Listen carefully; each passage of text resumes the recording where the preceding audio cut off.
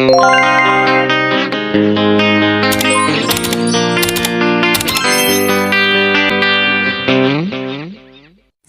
akan menjelaskan tentang daur biogeokimia, khususnya daun sulfur.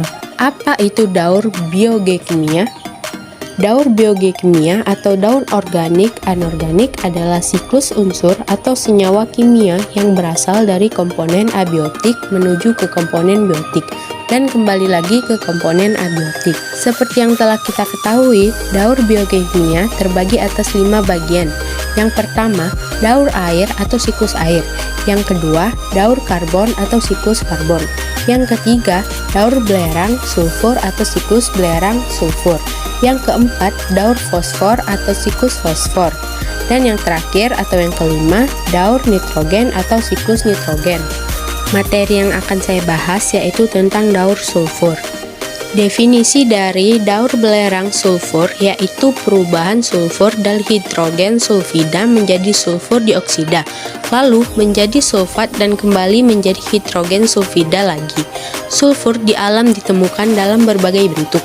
Dalam tanah, sulfur ditemukan dalam bentuk mineral, di udara dalam bentuk gas sulfur dioksida, dan di dalam tubuh organisme sebagai penyusun protein. Dari mana asal mula daur sulfur? Proses terjadinya sulfur akibat dari proses terjadinya pembakaran bahan bakar fosil batu bara atau terjadi akibat adanya aktivitas gunung berapi, asap kendaraan bermotor. Saya akan menjelaskan sedikit materi tentang siklus daur belerang atau daun sulfur. Siklus belerang atau daun sulfur adalah rangkaian perpindahan zat kimia yang mengandung sulfur atau unsur belerang di permukaan bumi. Berikut ini adalah proses terwujudnya daur belerang atau sulfur. Tahap pertama yaitu diawali dengan adanya aktivitas gunung berapi. Karena adanya industri batu bara yang menggunakan bahan bakar dari batu bara berupa gas SO2, kemudian zat sulfur atau belerang naik ke udara yang membentuk awan sehingga terjadi hidroslisir air berupa SO4 dan akhirnya mengakibatkan terjadinya kondensiasi yang menurunkan hujan yang biasanya dikenal dengan hujan awan. Setelah hujan awan turun, maka hasil dari hujan tersebut akan digiring daratan kembali untuk diubah menjadi sulfat yang sangat dibutuhkan bagi tumbuhan.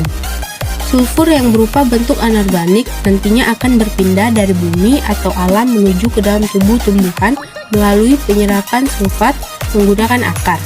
Sulfur umumnya direduksi oleh bakteri menjadi senyawa sulfida, namun kadang-kadang terdapat dalam bentuk yang lain, seperti struktur dioksida hidrogen.